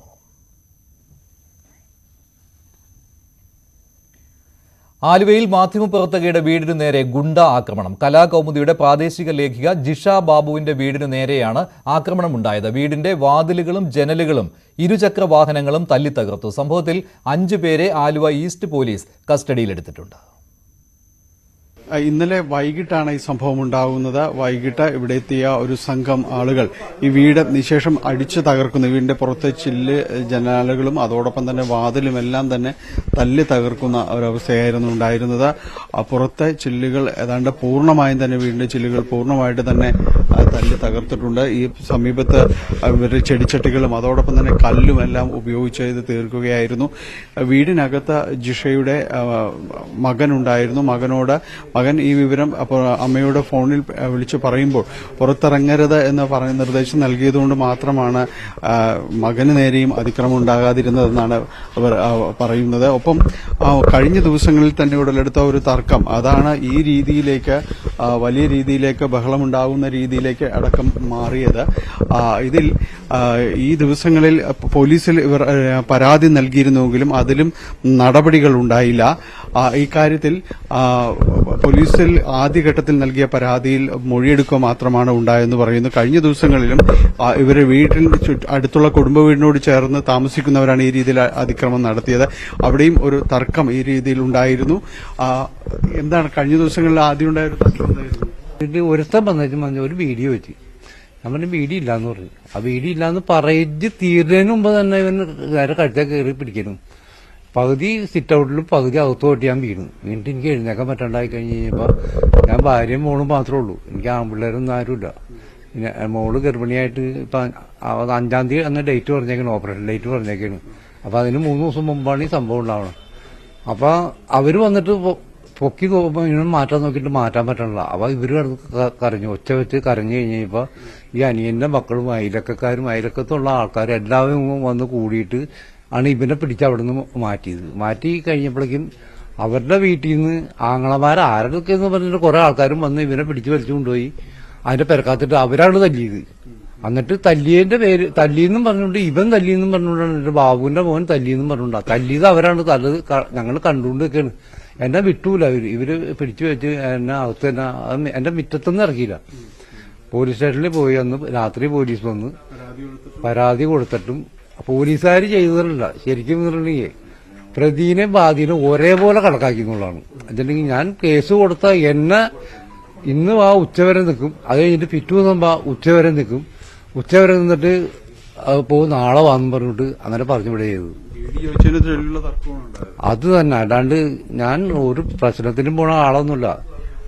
അദ്ദേഹം പറഞ്ഞതുപോലെ ജിഷയുടെ ബന്ധുവാണ് പറഞ്ഞതുപോലെ ഈ രീതിയിൽ നിസ്സാരമായ ഒരു കാരണത്തിൽ നിന്ന് ഉടലെടുത്ത തർക്കം അതിൽ വലിയ രീതിയിലേക്ക് ഒരു അതിക്രമത്തിലേക്ക് മാറുന്നു. അന്ന് പോലീസിനോട് ഇങ്ങനൊരു സംഭവം ഉണ്ടായെന്ന് പറഞ്ഞിട്ടും വേണ്ട രീതിയിൽ ആ പരാതി നടപടികൾ ഉണ്ടായില്ല എന്നാണ് പറയുന്നത്. ഇതിനുശേഷമാണ് ഇപ്പോൾ പിന്നീട് ഇവരുടെ വീട്ടിൽ കഴിഞ്ഞ ദിവസം വൈകിട്ട് അതിക്രമം ഉണ്ടാവുന്നത്. അതിനുശേഷം ഇത് സംബന്ധിച്ച് വീണ്ടും പോലീസിൽ പരാതി ഉന്നയിച്ചു. പക്ഷേ നടപടികളിലേക്ക് വരുന്നില്ല. ഈ ആദ്യം ചെറിയ രീതിയിൽ ആക്രമണം നടത്തിയ സംഘമാണ് പിന്നീട് വലിയ രീതിയിലേക്ക് ഈ രീതിയിൽ വീട് തല്ലി തകർക്കുന്ന ഒരവസ്ഥയിലേക്ക് അടക്കം നീങ്ങിയത്. ഇത് ആലുവയിൽ വലിയ രീതിയിൽ ഒരു ഞെട്ടലുണ്ടാക്കുന്നു. നമുക്കൊപ്പം Aluva municipal chairman M O John കൂടി ചേരുന്നു. എങ്ങനെ ഇതിനെ കാണുന്നത്? പലപ്പോഴും ആലുവയിൽ ഇത്തരം സംഭവങ്ങളൊക്കെ പതിവാവുന്നൊരു കാഴ്ചയാണ്. ഇത് വളരെ ഭീകരമായ ഒരു സംഭവമാണ്. ഇവിടെ ഗുണ്ടകൾ അഴിഞ്ഞാടിക്കൊണ്ടിരിക്കുന്നു. ശക്തമായ പോലീസ് നടപടി ഉണ്ടായാൽ മാത്രമേ ഇതിനൊക്കെ ഒരു പരിഹാരം ഉണ്ടാക്കാൻ കഴിയുള്ളൂ. ഇതിൽ രാഷ്ട്രീയമോ മറ്റു മതമോ ഒന്നുമില്ല. പക്ഷെ ഇത് ചില ഗുണ്ടകൾ ഈ ഡ്രഗ്സൊക്കെ അടിച്ച് അവരുടെ വിവേകം നഷ്ടപ്പെട്ടതുപോലെയുള്ള ചെയ്തികളാണ് ഇവിടെ വന്നപ്പോൾ കാണാൻ കഴിഞ്ഞിരിക്കുന്നത്. ഒരു സ്ഥലത്ത് ഇങ്ങനെ ഒരു സ്ത്രീയോട് ഒരു ആളും അക്രമം കാണിക്കാൻ പാടില്ല. പക്ഷെ പോലീസിന്റെ നടപടി ശക്തമായാൽ മാത്രമേ ഇനി ഇത് ആവർത്തിക്കപ്പെടാതിരിക്കാനായിട്ട് സാധ്യതയുള്ളൂ. എല്ലാ പ്രതികളെയും അറസ്റ്റ് ചെയ്ത് നിയമത്തിന്റെ മുമ്പിൽ കൊണ്ടുവന്ന് ശിക്ഷിക്കണം. അതിനുള്ള ശരിയായ കേസ് രജിസ്റ്റർ ചെയ്താലേ ഇതിനെ ഭാവിയിലും ഇത് നാട്ടിൽ സമാധാനം പുലർത്താൻ കഴിയുള്ളൂ. വളരെ അടുത്താണ്. പോലീസിൽ പല പ്രാവശ്യം ഈ വീട്ടുടമ പത്രലേഖിക ഇൻഫർമേഷൻസ് കൊടുത്തിരുന്നു. വേണ്ട, ഇപ്പൊ അടിച്ച് പൊളിച്ചതിന് ശേഷം പോലീസ് വന്ന് കേസെടുക്കാനായിട്ട് ഈ കുട്ടിയെ പോലീസ് സ്റ്റേഷനിൽ കൊണ്ടുപോയി പോലീസ് സ്റ്റേഷനിൽ വെച്ച് മൊഴി എടുത്തുകൊണ്ടിരിക്കുമ്പോൾ രണ്ടാമതും അവർ വന്നു എന്ന് പറഞ്ഞാൽ അത് വളരെ ഗൌരവത്തോടെ കാണേണ്ട ഒരു വിഷയമാണ്. അത് പോലീസിന്റെ ഏറ്റവും അനാസ്ഥ എന്ന് വേണമെങ്കിൽ ചൂണ്ടിക്കാണിക്കാം. കാരണം ഇത്രയും ഭീകരമായൊരു സംഭവം നടന്നിട്ട് ഒരു പോലീസുകാരനെ പോലും ഇവിടെ നിർത്താതെ വീണ്ടും ഈ ഗുണ്ടകൾക്ക് വന്ന് അഴിഞ്ഞാടാൻ അവസരം ഉണ്ടാക്കി കൊടുക്കുക, അത് വളരെ ശക്തമായ പ്രതിഷേധം. രാഷ്ട്രീയ ഭേദമന്യേ മറ്റ് മതചിന്തകളും ഒന്നും കൂടാതെ തന്നെ പ്രതിഷേധം ശക്തമായി ഉയരേണ്ടണം. ഇങ്ങനെയുള്ള സംഭവങ്ങൾ ഒരിക്കലും ആവർത്തിക്കപ്പെടാൻ ഇടവരരുത്. വലിയ രീതിയിലുള്ള പ്രതിഷേധം വളരെ ശക്തമായിട്ട് തന്നെ ഉയരുന്നുണ്ട്. കാരണം ഈ വീട് നിശേഷം തകർത്തിരിക്കുന്ന ഒരവസ്ഥയിലാണ് നമുക്ക് ഇവിടെ വരുന്ന ആർക്കും തന്നെ കാണാൻ കഴിയുക. അത്ര കണ്ട ഒരു സങ്കടം ഉയർത്തുന്ന കാഴ്ചകൾ തന്നെയാണ്. ജിഷ കൂടി നമുക്കൊപ്പം ചേരുന്നു. ഇന്നലെ വൈകിട്ട് നടന്ന സംഭവം പോലീസ് കൃത്യമായൊരു ഇടപെട്ടില്ല എന്നൊരു തോന്നലുണ്ടോ? അതായത് നമ്മൾ വിളിച്ച് വിവരം അറിയിച്ചു കഴിഞ്ഞപ്പോൾ പോലീസ് ഇവിടെ വന്നു കഴിഞ്ഞിട്ട് പോലീസുകാർ ഇവിടെ വന്നപ്പോൾ ആ പ്രതികൾ പോയിന്ന് അറിഞ്ഞു കഴിഞ്ഞപ്പോൾ പോലീസും പോയി. പക്ഷെ ഒരു പോലീസിന്റെ ഒരു പ്രൊട്ടക്ഷൻ ഇവിടെ ഉണ്ടായില്ല എന്നുള്ളതാണ് സംഭവം. അത് ഉണ്ടായിരുന്നെങ്കിൽ രണ്ടാമതും വന്ന് ഇതുപോലെ അതിക്രമം ഇവിടെ ചെയ്യില്ലായിരുന്നു. കാരണം ഈ ഇത്തരം നമ്മുടെ മക്കള് ഒരു തെറ്റും ചെയ്യാത്ത പിള്ളേരാണ്. ആ പിള്ളേർക്ക് എന്തെങ്കിലും സംഭവിച്ചായിരുന്നെങ്കിൽ ഞാൻ ആരോടാ പറയാ? തീർച്ചയായിട്ടും നമ്മുടെ പിള്ളേർക്ക് ജീവന ഭീഷണി തന്നെയാണിത്. കാരണം ഇത്രയും മാരകമായിട്ടുള്ള ആയുധങ്ങളാണ് അവരുടെ കൈവശം ഉണ്ടായിരുന്നത്. അത് വെച്ചിട്ടാണ് ഇവർ ഇതുപോലെ ചെയ്തിരിക്കുന്നത്. കാരണം അത് പരാതി നമ്മൾ ഇന്നലെ അവിടെ കൊടുത്തിട്ടുണ്ട്. കാരണം നമുക്ക് ആ ഒരു മാനസികാവസ്ഥയിലല്ല നമ്മളിപ്പോ ഉള്ളത്. പിന്നെ അത് കൂടാതെ നമ്മുടെ ഈ ഇന്നലെ ഇവിടെ പോലീസ് രാത്രി ഇവിടെ ഉണ്ടായിരുന്നു. ഈ സംഭവം നടന്നിട്ട് ഇപ്പോഴും ഇവിടെ പോലീസിന്റെ ആവശ്യമാണ്. പക്ഷെ ഈ നേരം വരെ ഇവിടെ പോലീസ് ഇല്ല. ഈ രീതിയിൽ പരാതികൾ ശക്തമാണ്. കൃത്യമായൊരു പോലീസിംഗ് ഉണ്ടായില്ല എന്ന് തന്നെയാണ് ഇവിടെ എത്തിയ ജനപ്രതിനിധികളും അതോടൊപ്പം തന്നെ വീട്ടുടമയായ ജിഷയും ചൂണ്ടിക്കാണിക്കുന്നത്. എന്തായാലും 5 പേരെ പോലീസ് കസ്റ്റഡിയിലെടുത്തിട്ടുണ്ട്. വൈകാതെ നടപടികളിലേക്ക് തുടങ്ങും. ജിഷ ഇനി സംബന്ധിച്ച് അതായത് ഒരു ജീവന ഭീഷണിയുണ്ട് എന്നതടക്കമുള്ള കാര്യങ്ങൾ ചൂണ്ടിക്കാണിച്ചും പരാതി നൽകാൻ തയ്യാറെടുക്കുകയാണ്. ആലുവയിൽ നിന്ന് ക്യാമറമാൻ മനോജിനൊപ്പം ടാനി പോൾ, ന്യൂസ് 18. കാസർഗോഡ് കോൺഗ്രസിലെ പ്രശ്നം കലങ്ങി മറിയുകയാണ്. രാജ്മോഹൻ ഉണ്ണിത്താനും KPCC സെക്രട്ടറി ബാലകൃഷ്ണൻ പെരിയയും തമ്മിൽ ഇപ്പോൾ പരസ്യമായ വാക്പോരാണ്. ഫേസ്ബുക്കിൽ രാജ്മോഹൻ ഉണ്ണിത്താനെതിരെ കടുത്ത പരാമർശങ്ങളായിരുന്നു ബാലകൃഷ്ണൻ പെരിയ ഉന്നയിച്ചത്. പക്ഷേ പിന്നീട് ആ ഫേസ്ബുക്ക് പോസ്റ്റ് പിൻവലിച്ചു. ഇപ്പോൾ ആ ഫേസ്ബുക്ക് പോസ്റ്റിൽ ധൈര്യമുണ്ടെങ്കിൽ ഉറച്ചു നിൽക്കാനാണ് രാജ്മോഹൻ ഉണ്ണിത്താൻ ആവശ്യപ്പെട്ടിരിക്കുന്നത്. പെരിയ ഇരട്ട കൊലപാതക കേസിലെ 14ാം പ്രതിയായ മണികണ്ഠന്റെ കൂടെ രാജ്മോഹൻ ഉണ്ണിത്താൻ നിൽക്കുന്ന ചിത്രമായിരുന്നു കഴിഞ്ഞ ദിവസം ബാലകൃഷ്ണൻ പെരിയ പങ്കുവച്ചത്. ഇക്കാര്യത്തിൽ കൂടുതൽ ആരോപണങ്ങൾ ഉന്നയിക്കും രാജ്മോഹൻ ഉണ്ണിത്താനെതിരെ എന്നും ബാലകൃഷ്ണൻ പെരിയ പറഞ്ഞിരുന്നു. എന്താണ് കാസർഗോഡ് ഇപ്പോൾ കോൺഗ്രസിൽ സംഭവിച്ചുകൊണ്ടിരിക്കുന്നത്? കൂടുതൽ വിവരങ്ങൾ KV ബൈജു നൽകും. പെരിയ ഇരട്ടക്കൊലപാതക കേസിലെ 13ാം പ്രതിയായ N ബാലകൃഷ്ണന്റെ മകന്റെ വിവാഹ സൽക്കാര ചടങ്ങിൽ കോൺഗ്രസ് നേതാവായ പെരിയ പ്രമോദ് പങ്കെടുത്തിരുന്നു. ഈ പെരിയ പ്രമോദ് പങ്കെടുത്തതിന്റെ ദൃശ്യങ്ങൾ സമൂഹ മാധ്യമങ്ങളിൽ വ്യാപകമായി പ്രചരിച്ചതോടെ പ്രമോദിനെതിരെ കോൺഗ്രസ് നേതൃത്വം നടപടിയെടുത്തിരുന്നു. ഇതിന് തൊട്ടു പിന്നാലെ താൻ മാത്രമല്ല കൂടുതൽ കോൺഗ്രസ് നേതാക്കൾ ഈ പരിപാടിയിൽ പങ്കെടുത്തെന്ന ഈ പ്രമോദ് പെരിയ വെളിപ്പെടുത്തിയിരുന്നു. ഇതേ തുടർന്നാണ് ഉണ്ണിത്താൻ ആദ്യം ഒരു പോസ്റ്റ് ഇടുന്നത്. അതായത് ഈ പരിപാടിയിൽ പങ്കെടുത്ത ഇവർ എത്ര ഉന്നതന്മാരായാലും അവർക്കെതിരെ നടപടി എടുക്കണം എന്നായിരുന്നു ഉണ്ണിത്താന്റെ പോസ്റ്റ്. ഇതിന് തൊട്ടു പിന്നാലെ ബാലകൃഷ്ണൻ പെരിയ ഉണ്ണിത്താനെ രൂക്ഷമായി വിമർശിച്ചുകൊണ്ടായിരുന്നു പോസ്റ്റ് ഇട്ടത്. ഇതിൽ പ്രധാനമായും ബാലകൃഷ്ണൻ പെരിയ ആരോപിച്ചത് ഈ പെരിയ ഇരട്ടക്കൊലപാതക കേസിലെ 14ാം പ്രതിയായ മണികണ്ഠനൊപ്പം രാത്രി സംഭാഷണം ഉണ്ണിത്താൻ നടത്തിയെന്നും ഇതിൻ്റെ ഫോട്ടോ പങ്കുവെച്ചുകൊണ്ടായിരുന്നു ഈ ബാലകൃഷ്ണൻ പെരിയ ഈ പോസ്റ്റ് ഇട്ടിരുന്നത്. എന്നാൽ അരമണിക്കൂറിനകം തന്നെ ബാലകൃഷ്ണൻ ഈ പോസ്റ്റ് പിൻവലിച്ചിരുന്നു. അതായത് സംസ്ഥാന നേതൃത്വവും അതുപോലെ തന്നെ ദേശീയ നേതൃത്വവും ഇടപെട്ടാണ് ഈ പോസ്റ്റ് പിൻവലിച്ചതെന്നാണ് ലഭിക്കുന്ന സൂചന. ഇപ്പോൾ ഇതിന് മറുപടിയായാണ് രാജ്മോഹൻ ഉണ്ണിത്താൻ രംഗത്തെത്തിയിരിക്കുന്നത്. ആണത്തുമുണ്ടെങ്കിൽ ബാലകൃഷ്ണൻ പെരിയ ഫേസ്ബുക്ക് പോസ്റ്റിൽ ഉറച്ചു നിൽക്കണം എന്നാണ് രാജ്മോഹൻ ഉണ്ണിത്താൻ ഇപ്പോൾ പ്രതികരിച്ചിരിക്കുന്നത്. അതുമാത്രമല്ല, ഭീരുവിനെ പോലെ പോസ്റ്റ് ബാലകൃഷ്ണൻ പിൻവലിച്ചത് എന്തിനെന്നും രാജ്മോഹൻ ഉണ്ണിത്താൻ ചോദിക്കുന്നു. ഒപ്പം പോസ്റ്റിൽ പറഞ്ഞ കാര്യങ്ങൾ അടിസ്ഥാനരഹിതമാണെന്ന് ഉണ്ണിത്താൻ പറയുന്നു. എന്തായാലും ആരോപണങ്ങൾക്ക് മറുപടി അർഹിക്കാത്തതെന്നാണ് രാജ്മോഹൻ ഉണ്ണിത്താൻ പറയുന്നത്. എന്തായാലും പെരിയ രക്തസാക്ഷികൾക്ക് അനുകൂലമായി താനിട്ട ഫേസ്ബുക്ക് പോസ്റ്റിൽ ഉറച്ചു നിൽക്കുന്നതായി ഉണ്ണിത്താൻ പറയുന്നു. ബാലകൃഷ്ണൻ പെരിയ വാർത്താ സമ്മേളനം നടത്തിക്കഴിഞ്ഞാൽ അതിനുള്ള മറുപടി രേഖാമൂലം പുറത്തുവിടുമെന്നും രാജ്മോഹൻ ഉണ്ണിത്താൻ പറഞ്ഞു. എന്തായാലും കാസർഗോഡ് ജില്ലയെ സംബന്ധിച്ചിടത്തോളം തെരഞ്ഞെടുപ്പ് ഫലം വരാൻ ഇനി ഏതാനും ആഴ്ചകൾ മാത്രം ബാക്കി നിൽക്കെ രണ്ട് വിഭാഗം പ്രവർത്തകർ തമ്മിൽ പ്രത്യാരോപണങ്ങളുമായി രംഗത്ത് വന്നിട്ടുണ്ട്. എന്തായാലും ഇത് സംബന്ധിച്ച് ഇനിയും തുടർ ഇത്തരത്തിലുള്ള ആരോപണങ്ങളും ഉണ്ടാകും എന്ന് തന്നെയാണ് ഉറപ്പ്. ഏതായാലും ഉണ്ണിത്താൻ നാട്ടിലെത്തിയതിനു ശേഷം ഈ സംഭവത്തിൽ വിശദമായ പ്രതികരിക്കുമെന്നും അറിയിച്ചിട്ടുണ്ട്. സംസ്ഥാനത്ത് ഡ്രൈവിംഗ് സ്കൂളുകളുടെ സമരം തുടരുകയാണ്. പലയിടങ്ങളിലും കയ്യാങ്കളിയിലേക്ക് ഈ പ്രശ്നം നീങ്ങുകയുമാണ്. തിരുവനന്തപുരം മുട്ടത്തറയിൽ ഡ്രൈവിംഗ് ടെസ്റ്റ് സെന്ററിൽ പ്രതിഷേധവുമായി ഡ്രൈവിംഗ് സ്കൂളുകളെത്തി. റോഡ് ടെസ്റ്റിനിടെ ഇടിച്ച വാഹനം ടെസ്റ്റിനെത്തിച്ചു എന്ന് ആരോപിച്ചായിരുന്നു ഈ പ്രതിഷേധം. MVD association general secretary AS വിനോദിന്റെ മകളാണ് ടെസ്റ്റിന് വന്നത്. മുമ്പ് 2 തവണ പരാജയപ്പെട്ടിരുന്നു. പോലീസ് കാവലിൽ ഡ്രൈവിംഗ് ടെസ്റ്റ് നടത്തിയപ്പോൾ ടെസ്റ്റ് ഗ്രൗണ്ടിന് മുന്നിൽ സമരക്കാർ കൂകി വിളിക്കുകയും ചെയ്തു.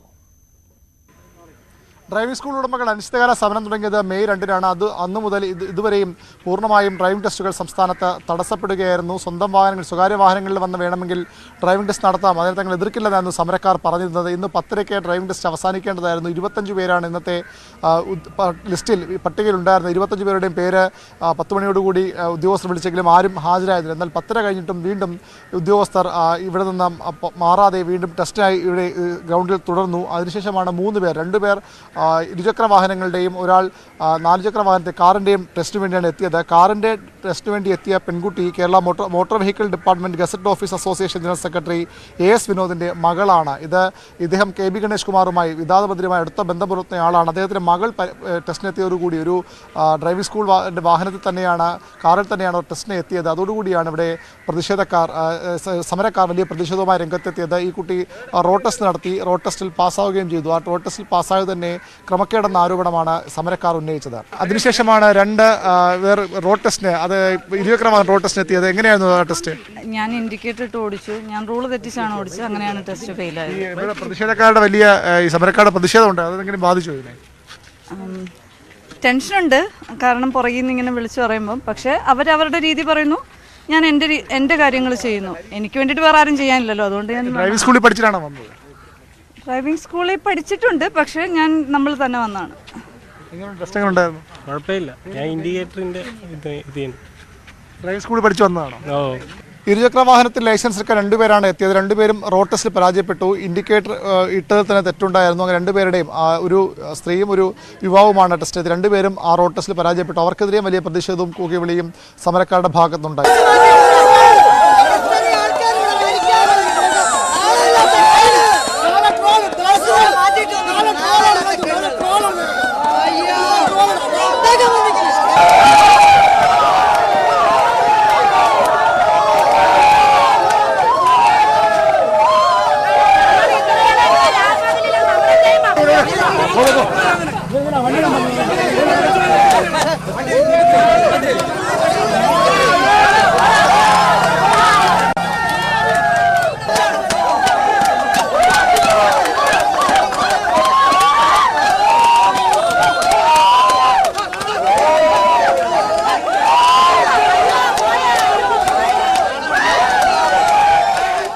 ഏതായാലും ഇന്ന് മെയ് 2-ന് ശേഷം ടെസ്റ്റ് നടന്നുവെങ്കിലും അതിലും വന്ന 3 പേരും പരാജയപ്പെടുകയായിരുന്നു. വരും ദിവസങ്ങളിലും പ്രതിഷേധം ശക്തമാക്കാനാണ് സമരക്കാരുടെ തീരുമാനം. മന്ത്രിയുടെ വസ്തു ഉപരോധിക്ക് അടക്കമുള്ള സമരങ്ങളിലേക്ക് അവർ കടക്കും. സ്വന്തം നിലയിൽ ഡ്രൈവിംഗ് ടെസ്റ്റിന് വരുന്നവർക്ക് പോലും അതിനുള്ള സൗകര്യം ഇപ്പോൾ കിട്ടുന്നില്ല. ഡ്രൈവിംഗ് സ്കൂളുകൾ സമരം ശക്തമാക്കുകയാണ്. സെക്രട്ടേറിയറ്റിന് മുന്നിൽ സംയുക്ത സമരസമിതി ഇന്ന് ധർണ നടത്തി. സർക്കാരിന്റെ ഭാഗത്തുനിന്ന് അനുകൂലമായ തീരുമാനമുണ്ടായില്ലെങ്കിൽ ഇനിയുള്ള ദിവസങ്ങളിൽ പ്രതിഷേധം ശക്തമാക്കുമെന്നാണ് ഡ്രൈവിംഗ് സ്കൂൾ സമരസമിതിയുടെ തീരുമാനം. ഡാൻ കുര്യന്റെ റിപ്പോർട്ടിലേക്ക്.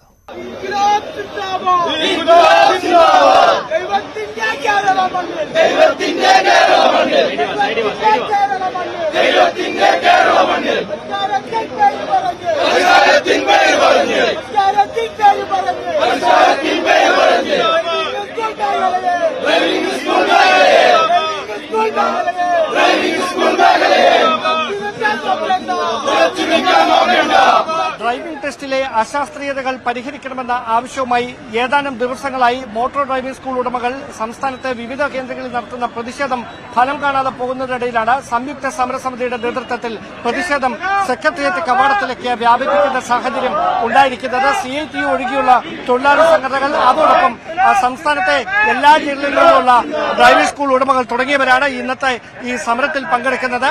ഇതൊരു സൂചനാ സമരം മാത്രമാണെന്നും ശക്തമായ പ്രതിഷേധം സർക്കാരിന്റെ ഭാഗത്ത് നിന്ന് കൃത്യമായ ഇടപെടൽ ഉണ്ടാകുന്നില്ല എങ്കിൽ വലിയ തരത്തിലുള്ള പ്രതിഷേധം ഉണ്ടാകുമെന്നും ഓർമ്മിപ്പിച്ചുകൊണ്ടാണ് ഈ സമരം ഇവിടെ തുടരുന്നത്. നിങ്ങൾ എവിടെയാണ് വരുന്നത്? ചാലക്കുടി. അവിടെ എന്താണ് സാഹചര്യം? ഇവിടുത്തെ സാഹചര്യം 1500 രൂപ സർക്കാരിലേക്ക് നമ്മൾ ഫീസ് അടച്ചിട്ട് ഗവൺമെന്റ് നമ്മളോട് ടെസ്റ്റ് ഗ്രൗണ്ട് സജ്ജമാക്കാനാണ് പറയുന്നത്.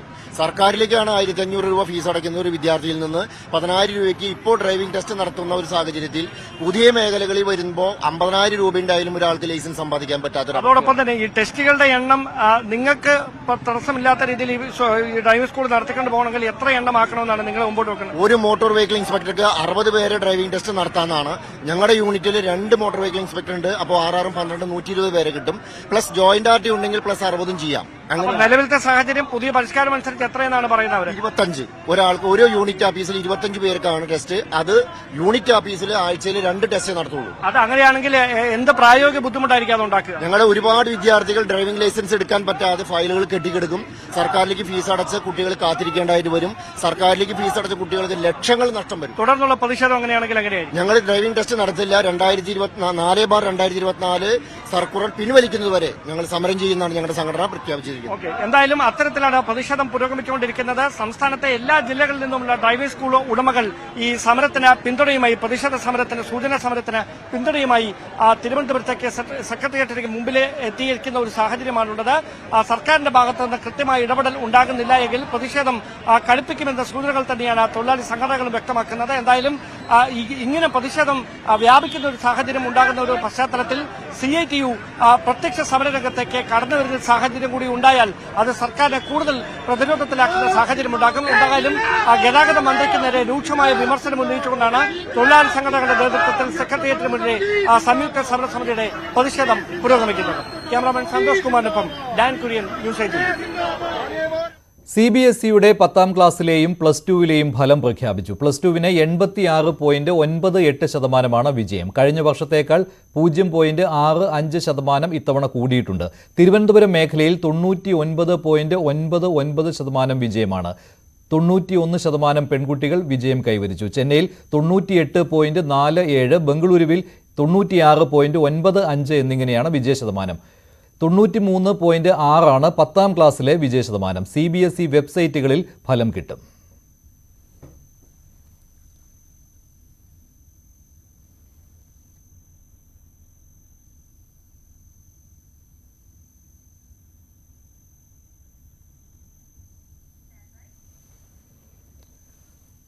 സംസ്ഥാനത്ത് വൈദ്യുതി പ്രതിസന്ധിക്ക് തൽക്കാലം ആശ്വാസം കിട്ടിയിട്ടുണ്ട്. കഴിഞ്ഞ ദിവസങ്ങളിൽ മഴ പെയ്തതാണ് ഇതിന് കാരണം.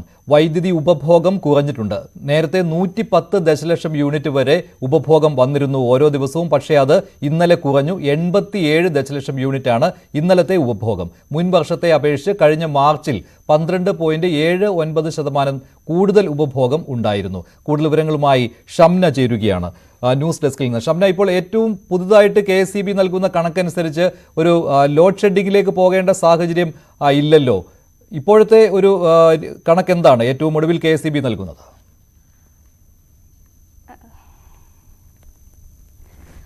സംസ്ഥാനത്ത് മഴ ശക്തമായതോടെയാണ് ഇത്തരത്തിൽ വൈദ്യുതി ഉപയോഗത്തിൽ വൻ കുറവുണ്ടായത്. കഴിഞ്ഞ ദിവസങ്ങളിലെ കണക്ക് വെച്ച് നോക്കുകയാണെങ്കിൽ കഴിഞ്ഞ ദിവസം 87 ദശലക്ഷം യൂണിറ്റാണ് വൈദ്യുതി ഉപയോഗം. അതായത് 8 ദശലക്ഷത്തോളം വൈദ്യുതി ഉപയോഗത്തിൽ കുറവുണ്ടായിരുന്നു.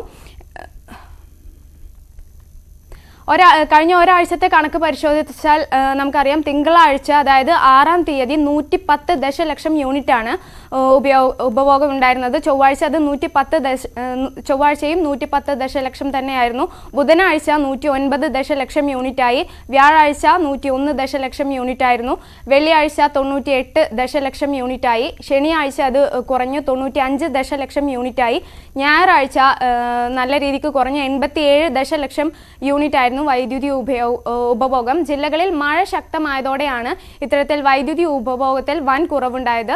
പീക്ക് സമയത്ത് അതായത് സന്ധ്യാസമയത്ത് വൈദ്യുതി ഉപയോഗം ഉയർന്നത് മൂലം അസാധാരണമായ പ്രതിസന്ധിയിലാണ് വൈദ്യുതി മേഖല നേരിട്ടിരുന്നത്.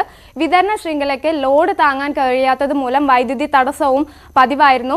ഈ സമയങ്ങളിൽ വൻ നിരക്കിൽ മറ്റ് സംസ്ഥാനങ്ങളിൽ നിന്ന് വൈദ്യുതി വാങ്ങിയാണ് KSEB ഈ പ്രതിസന്ധി പരിഹരിച്ചിരുന്നത്. ഉപഭോഗം ഉയർന്നത് മൂലം പലയിടങ്ങളിലും അപ്രഖ്യാപിത ലോഡ് ഷെഡിങ്ങും KSEB നടപ്പിലാക്കിയിരുന്നു. എന്തായാലും ഉപഭോഗം കുറഞ്ഞത് തൽക്കാലത്തേക്കെങ്കിലും ഈ പ്രതിസന്ധി ഒഴിവാക്കും. മുൻ വർഷങ്ങളുമായി താരതമ്യം ചെയ്യുമ്പോൾ ഉപഭോഗത്തിൽ വൻ കുതിച്ചുചാട്ടമാണ് ഈ വർഷമുണ്ടായത്. 2023 മാർച്ചിൽ സംസ്ഥാനത്ത് ആകെ 2710.002 ദശലക്ഷം യൂണിറ്റ് ആയിരുന്നു വൈദ്യുതി ഉപയോഗം. എന്നാൽ ഈ വർഷം മാർച്ചിൽ 3056.7602 ദശലക്ഷം യൂണിറ്റായി വൈദ്യുതി ഉപഭോഗം വർദ്ധിച്ചിരുന്നു. 12.79% വർധനമാണ് രേഖപ്പെടുത്തിയത്. ഉപഭോഗം ഇപ്പോൾ കുറഞ്ഞത് വൈദ്യുതി മേഖലയ്ക്ക് നൽകുന്ന ആശ്വാസം ചെറുതായിരിക്കില്ല. വരും ദിവസങ്ങളിൽ എന്തായാലും മഴ ശക്തമാകുന്നതോടെ ഈ വൈദ്യുതി ഉപഭോഗത്തിൽ ഇനിയും കുറവുണ്ടായേക്കാം. ശരിയാണ്, ആശ്വാസകരമായ വാർത്തയാണ് KSEB നൽകുന്നത്. കഴിഞ്ഞ ദിവസം പവർ കട്ട് വേണമെന്നുള്ള ആവശ്യം KSEB സർക്കാരിനോട് ആവശ്യപ്പെട്ടതാണ്. പക്ഷേ അത് അംഗീകരിച്ചിരുന്നില്ല. ഇപ്പോൾ മഴ പെയ്യുന്നത് ആശ്വാസമാകുന്നു. വൈദ്യുതിയുടെ ദിനം പ്രതിയുള്ള ഉപഭോഗത്തിലും കുറവ് സംഭവിച്ചിരിക്കുകയാണ്. 87 ദശലക്ഷം യൂണിറ്റായിട്ട് കുറഞ്ഞിട്ടുണ്ട്. ഇത് ആശ്വാസകരമായ കാര്യമാണ്. ഇന്ന് ലോക്സഭയിലേക്കുള്ള 4ാം ഘട്ട വോട്ടെടുപ്പാണ്. 11 മണി വരെ 24.87% പോളിംഗ്. പക്ഷേ ഇപ്പോൾ അത് പോളിംഗ് വർദ്ധിച്ചിട്ടുണ്ട്. ഏകദേശം 45% പോളിംഗിലേക്ക് വരികയാണ്. 9 സംസ്ഥാനങ്ങളിലും ജമ്മു കശ്മീരിലുമായി 96 സീറ്റുകളിലേക്കാണ് ഇന്ന് വോട്ടെടുപ്പ് നടക്കുന്നത്. ഉത്തർപ്രദേശിൽ സമാജ്വാദി പാർട്ടി അധ്യക്ഷൻ അഖിലേഷ് യാദവ് മത്സരിക്കുന്ന കനൌജിലും ആന്ധ്രാപ്രദേശ് തെലങ്കാന സംസ്ഥാനങ്ങളിലെ മുഴുവൻ സീറ്റുകളിലേക്കും ഇന്നാണ് വോട്ടെടുപ്പ് നടക്കുന്നത്. കൂടുതൽ വിവരങ്ങളുമായി MG മിഥുൻ ചേരുകയാണ്. മിഥുൻ, 3ാം ഘട്ടത്തിൽ ആദ്യ 2 ഘട്ടങ്ങളെക്കാൾ കുറച്ച് പോളിംഗ് ഉയർന്നിരുന്നു. ഇപ്പോൾ 4ാം ഘട്ടത്തിൽ എങ്ങനെയാണ് ഇത്? സംസ്ഥാന നിയമസഭകളിലേക്കും വോട്ടെടുപ്പ് നടക്കുന്നുണ്ടല്ലോ ഇന്ന്. നിലവിൽ ഏറ്റവും ഒടുവിൽ പുറത്തു വന്ന വോട്ടിംഗ് ശതമാനം അനുസരിച്ച് 12 മണിവരെയുള്ള കണക്കാണ് തെരഞ്ഞെടുപ്പ് കമ്മീഷൻ ഇപ്പോൾ പുറത്തുവിട്ടിരിക്കുന്നത്. അത് 38.94 എന്നിങ്ങനെയാണ്. നമുക്ക് നിലവിൽ ലഭ്യമാകുന്ന അനൌദ്യോഗികമായ കണക്ക് പ്രകാരം ഏകദേശം അത് 45% എത്തുന്നു എന്നുള്ളത് തന്നെയാണ് ഏറ്റവും ആശ്വാസകരമായിട്ടുള്ളത്. മുന്നണികളെ സംബന്ധിച്ച് ആദ്യം 3 ഘട്ടങ്ങളിലും പോളിംഗ് ശതമാനം വളരെയധികം കുറവായിരുന്നു. ഇത്തവണ ഈ 4ാം ഘട്ടത്തിൽ BJPയെ സംബന്ധിച്ച് ഏറ്റവും നിർണായകമായിട്ടുള്ളൊരു തെരഞ്ഞെടുപ്പ് കൂടിയാണ്. കാരണം മുൻ വർഷങ്ങളിലൊക്കെ തന്നെ 2019ലും ഏറ്റവും കൂടുതൽ സീറ്റുകൾ ലഭിച്ച ഒരു ഘട്ടം കൂടിയാണ് 4ാം ഘട്ടം എന്ന് പറയുന്നത്. BJPക്ക് മാത്രം 2019 ഈ 4ാം ഘട്ടത്തിൽ 42 സീറ്റുകൾ ലഭ്യമായിരുന്നു. ഒപ്പം തന്നെ അവരുടെ ഘടകകക്ഷികളും ഒപ്പം തന്നെ NDA പുറത്തുനിന്ന് പിന്തുണച്ചവരുടെ എല്ലാം കൂടി നോക്കുമ്പോൾ 84 സീറ്റുകൾ വിജയിക്കാൻ സാധിച്ചു എന്നുള്ളത് തന്നെയാണ്. നിലവിൽ ഇന്ത്യ സഖ്യത്തിലുള്ള അന്നുണ്ടായിരുന്ന പ്രതിപക്ഷ പാർട്ടികൾ, കോൺഗ്രസ് ഉൾപ്പെടെയുള്ള പാർട്ടികൾക്ക് 12 സീറ്റുകളിൽ മാത്രമാണ് വിജയിക്കാൻ സാധിക്കുകയും ചെയ്തിരിക്കുന്നത്. കൂടാതെ തന്നെ ആന്ധ്രാപ്രദേശ്, തെലങ്കാന അടക്കമുള്ള സംസ്ഥാനങ്ങളും ഇന്ന് മുഴുവൻ ലോക്സഭാ സീറ്റുകളിലേക്കും അവിടെ പോളിംഗ് നടക്കുകയാണ്. ഒപ്പം തന്നെ ആന്ധ്രാപ്രദേശിൽ വ്യാപകമായ അക്രമങ്ങളാണ് ഈ ഒരു ഘട്ടത്തിൽ പുറത്തു വരുന്നത്. അത്തരത്തിലുള്ള വാർത്തകളാണ് പുറത്തു വരുന്നത്. അതായത് ആന്ധ്രാപ്രദേശിലെ ചിറ്റൂർ, കടപ്പ, അനന്തപൂർ, പൽനാട് ജില്ലകളിലെ വിവിധ ബൂത്തുകളിലാണ് ഇപ്പോൾ സംഘർഷമുണ്ടായിരിക്കുന്നത്. രാവിലെ മുതൽ തന്നെ ഈ മേഖലകളിൽ YSR കോൺഗ്രസിന്റെ പ്രവർത്തകരും TDPയുടെ പ്രവർത്തകരും തമ്മിൽ ചേരിച്ചിരുന്നുള്ള ഒരു ആക്രമണത്തിലേക്ക് പോകുന്നു, വലിയൊരു സംഘർഷത്തിലേക്ക് പോകുന്നു. തമ്മിലടിച്ചുകൊണ്ട് പലയിടത്തും പോളിംഗ് നിർത്തിവെക്കേണ്ട സ്ഥിതിവിശേഷമുണ്ടായിരുന്നു. ഒപ്പം തന്നെ പല ഏജന്റുമാരെയും YSR കോൺഗ്രസിന്റെ പ്രവർത്തകർ തട്ടിക്കൊണ്ടുപോയി എന്നുള്ള ആരോപണം TDP മുന്നോട്ട് വെക്കുകയും ചെയ്യുന്നു. ഒപ്പം തന്നെ പല ബൂത്തുകളിലെയും പോളിംഗ് സാമഗ്രികൾ അത് YSR കോൺഗ്രസിന്റെ പ്രവർത്തകർ പ്രവർത്തകർ അത് എറിഞ്ഞുടച്ചു എന്നുള്ള ഒരു ആരോപണം കൂടി അവർ മുന്നോട്ട് വയ്ക്കുകയും ചെയ്യുന്നു. എന്തായാലും അതിനിടയിലാണ് ഈ YSR കോൺഗ്രസിന്റെ MLA കൂടിയായിട്ടുള്ള എസ് ശിവകുമാർ ഒരു വോട്ടറെ കയ്യേറ്റം ചെയ്യുക, അദ്ദേഹത്തിന്റെ മുഖത്ത് അടിക്കുന്ന ദൃശ്യങ്ങൾ പുറത്തു വരികയും ചെയ്തത്. ആ ദൃശ്യങ്ങൾ പുറത്തു വന്നിട്ട് ആ ദൃശ്യങ്ങൾ കാണാം. ആന്ധ്രാപ്രദേശിലാണ് പോളിംഗ് ബൂത്തിൽ വോട്ടറെ തല്ലുന്ന YSR കോൺഗ്രസ് MLAയുടെ ദൃശ്യങ്ങൾ. ക്യൂ തെറ്റിച്ച് വോട്ട് ചെയ്യാനെത്തിയ തെന്നാലി MLA A ശിവകുമാറും അനുയായികളുമാണ് വോട്ടറെ മർദ്ദിച്ചത്. ആ ദൃശ്യങ്ങളാണ് കാണുന്നത്. ക്യൂ തെറ്റിച്ചത് വോട്ടർ ചോദ്യം ചെയ്തതാണ് MLA പ്രകോപിപ്പിച്ചത്. വോട്ടറെ ചെകിട്ടത്തടിച്ച MLA വോട്ടർ അപ്പോൾ തിരിച്ചടിക്കുന്നു. ഇതിന് പിന്നാലെയാണ് MLAയുടെ അനുയായികൾ വോട്ടറെ മർദ്ദിച്ചത്.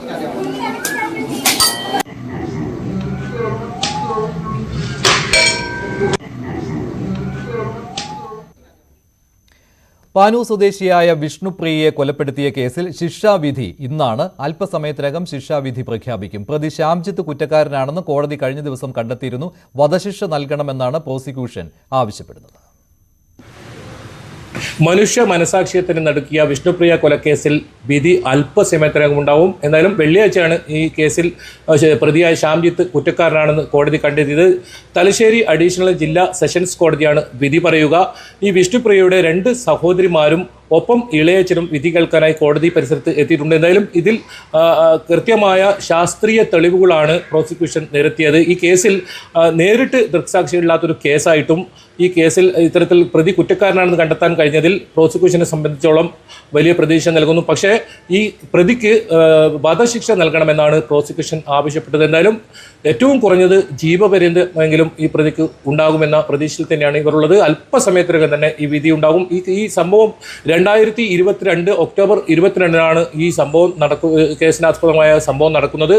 ഈ വീട്ടിൽ മൊബൈൽ കോൾ നടത്തുകയായിരുന്ന ഈ വിഷ്ണുപ്രിയയെ തലക്കടിച്ച് കഴുത്തറുത്താണ് ഈ പ്രതി കൊലപ്പെടുത്തിയത്. അതിനുശേഷം മരിച്ചതിന് ശേഷവും പ്രതി ഈ വിഷ്ണുപ്രിയയെ മുറിവേൽപ്പിക്കുന്ന സാഹചര്യം ഉണ്ടായിരുന്നു. 29 മുറിവുകളാണ് ഈ വിഷ്ണുപ്രിയയുടെ ശരീരത്തിലുണ്ടായത്. പ്രണയ നൈരാശ്യത്തെ തുടർന്നുള്ള പകയാണ് ഈ കൊലപാതകത്തിലേക്ക് നയിച്ചത്. അതും ഒരു സിനിമ കണ്ട് അതിൽ പ്രചോദനം ഉൾക്കൊണ്ട ഒരു കൊലപാതകമായിരുന്നു. ഇതിൽ നേരിട്ട് ഒരു ദൃക്സാക്ഷികളും ഇല്ലാത്ത ഈ കേസിൽ വിഷ്ണുപ്രിയ സംസാരിച്ചു കൊണ്ടിരിക്കുന്ന ആ ദൃശ്യത്തിൽ നിന്നും 13 സെക്കൻഡ് ദൃശ്യമാണ് ഇതിൽ കേസിൽ നിർണായക തെളിവായത്. എന്തായാലും അല്പസമയത്തിനകം തന്നെ ഈ കേസിൽ വിധി ഉണ്ടാകും.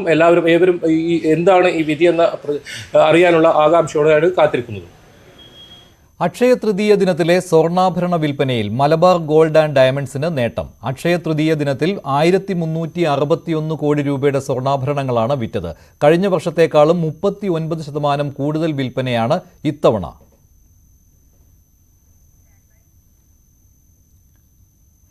തുരുമ്പെടുത്ത് നശിക്കാത്ത കമ്പികൾ വിപണിയിലിറക്കി Suryadev power company. Suryadev FE 550 DCRS TMT കമ്പികളാണ് കമ്പനി അവതരിപ്പിച്ചത്. ചെമ്പ്, ക്രോമിയം, നിക്കൽ എന്നിവയുടെ മിശ്രിതങ്ങൾ കൊണ്ടാണ് TMT കമ്പികൾ നിർമ്മിക്കുന്നത്.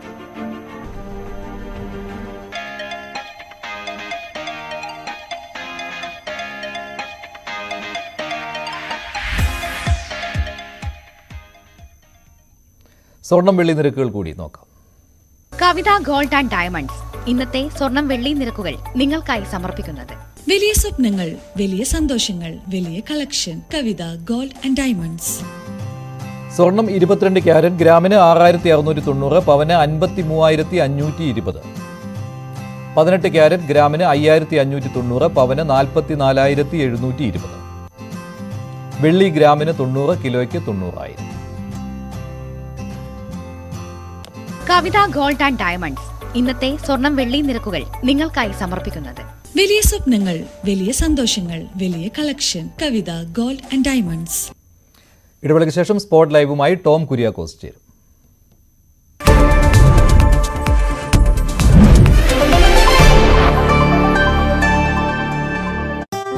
ഇതിൽ